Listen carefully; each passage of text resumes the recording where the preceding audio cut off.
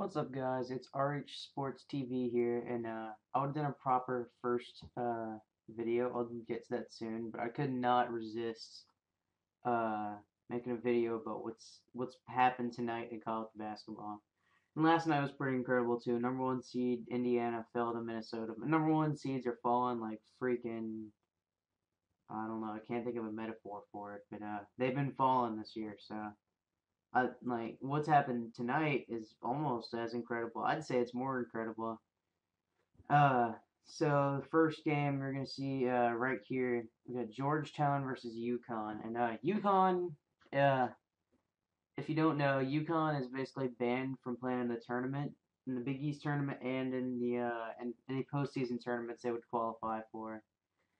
Because of low APR scores, which is just like academic performance rate, I think. Don't quote me on that, but I think that's what it stands for. So it sucks for them. And they got a good team too. They got some talent, but they're still playing like they have something to play for. And they showed it by, for example, their upset over Syracuse. I'm still depressed about that, but yeah, if you can tell I'm a Syracuse fan, look at the profile picture.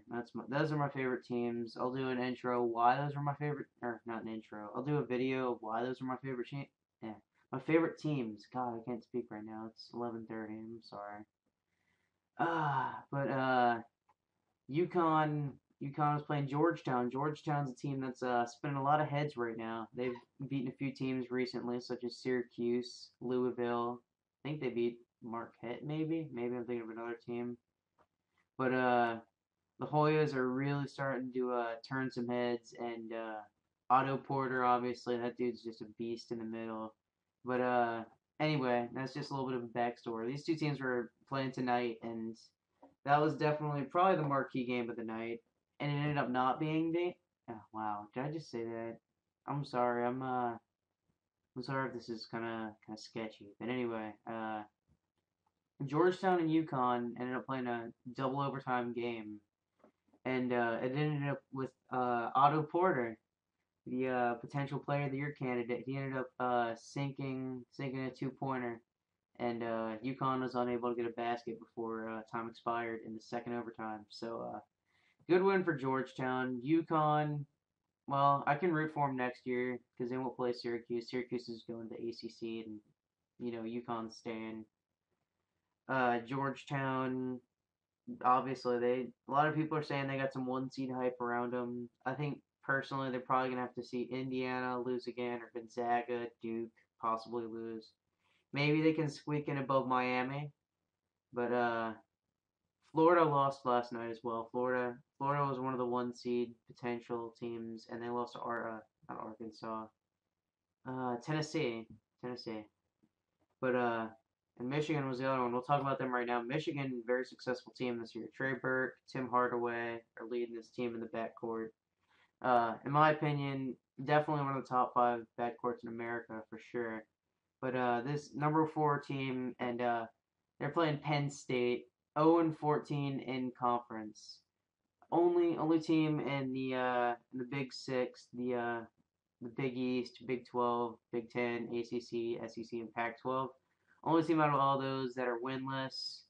Uh, I'm not updated on Penn State Nittany Lions basketball, but as far as I know, their best team, I forget his name, or their best player, I forget his name, uh, is out for the season. So it's been a trying effort for them, just like it has been for their football team. Penn State's just not doing well in athletics right now, or at least in football and basketball.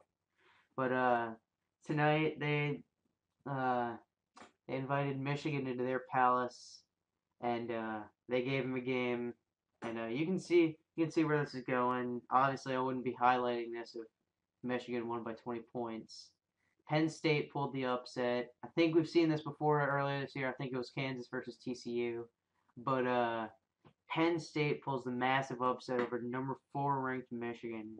No, Penn State's not making any trips to the tournament this year. I'm sorry, but unless they win the Big Ten tournament, that's a long shot.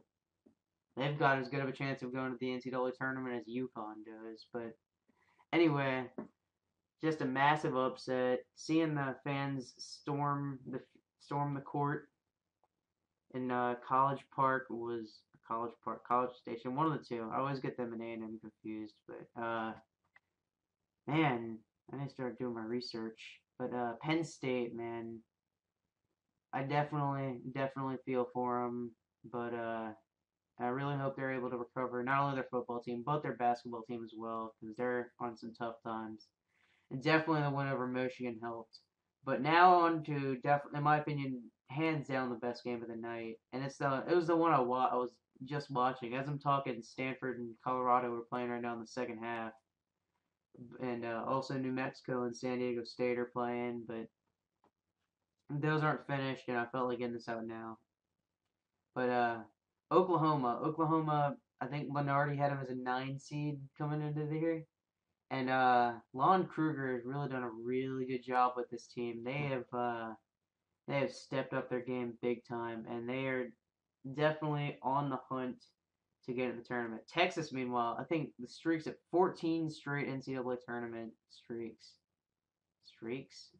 NCAA tournament appearances, I believe. And that's definitely coming to an end this year unless they're able to pull off some miracle run in the Big 12 tournament, which I'm not going to count out completely, but come on.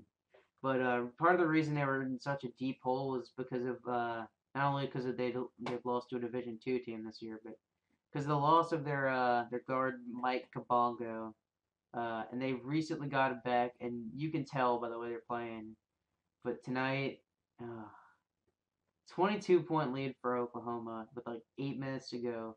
And I flipped on the television. I lost interest in this. I was watching Fast Five, but I went back to the game, 22-point game. I was just like, screw it. I'll do something in the background, I guess, while this is playing. And look, Oklahoma's up by 14. Oh, Oklahoma's only up by 7. What the hell's going on? And then, oh man, 2 point 2 point deficit with like 5 seconds left. They couldn't get an open shot, and Mike Kabongo pulled off like one of the sickest buzzer beaters I've ever seen.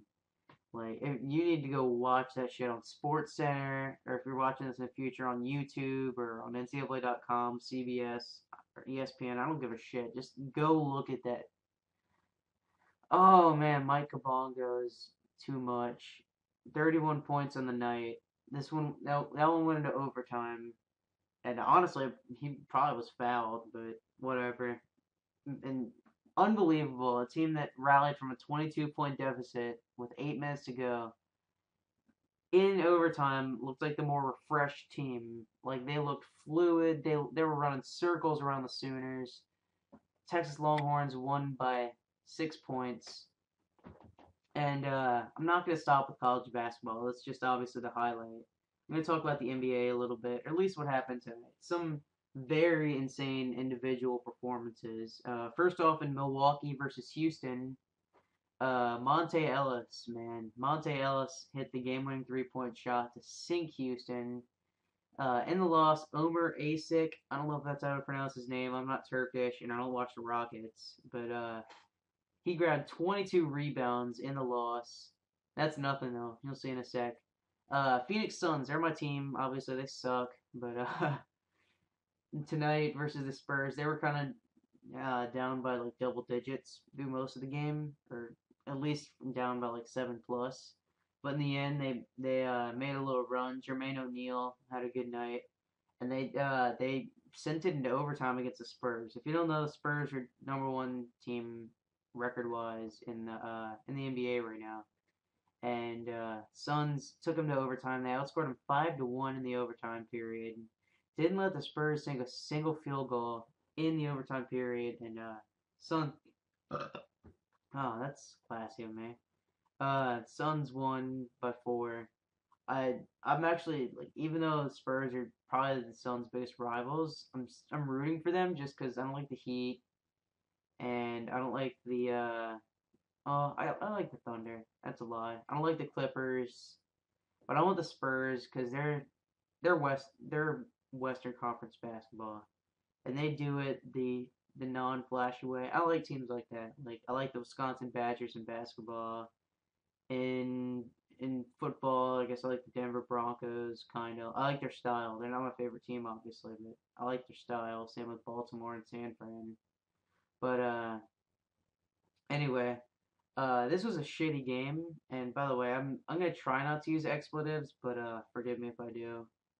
But oh man, Kevin Durant's too good. It was a bad game. Thunder beat my hometown Hornets, Pelicans, whatever you want to call them, by 35 points. But Kevin Durant did record a triple double, so that's always good. But I don't like the Hornets. I'll explain that later. Never mind. But finally the game probably everybody's hearing about the NBA right now if you're watching this tonight, which I highly doubt you are, considering this is my first video with no fanfare whatsoever. But uh Golden State versus New York. First of all, I will preface by saying this. I had no idea Golden State was going to be this good. I thought Stephen Curry is going to get injured. Andrew Bogut's going to get injured. It's going to be just like it was last year. David Lee's going to get injured. Klay Thompson is going to have a sophomore slump. I thought, oh, Golden State was going to come out completely flat, and they didn't. They came out on fire in the season anyway. And tonight, I didn't watch the game. I didn't really watch any recaps of the game, so I can tell all I can tell you is the individual performances. But the Knicks ended up winning by 4 over Golden State. Stephen Curry scored 54 points though. That's really good. And he, almost as mind-boggling as that, Tyson Chandler for the Knicks grabbed 28 rebounds. That is probably the most I've seen in watching this.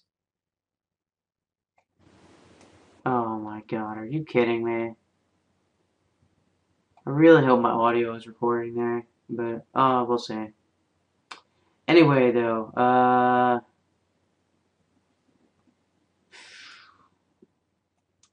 that's about it. I will bring a multitude of interests to this channel, but you'll see. You'll see, but for now, it's college basketball. That's what you should expect. NHL and NBA might come, MLB later, but college basketball is what I'm digging right now. So this has been RH Sports, and ciao.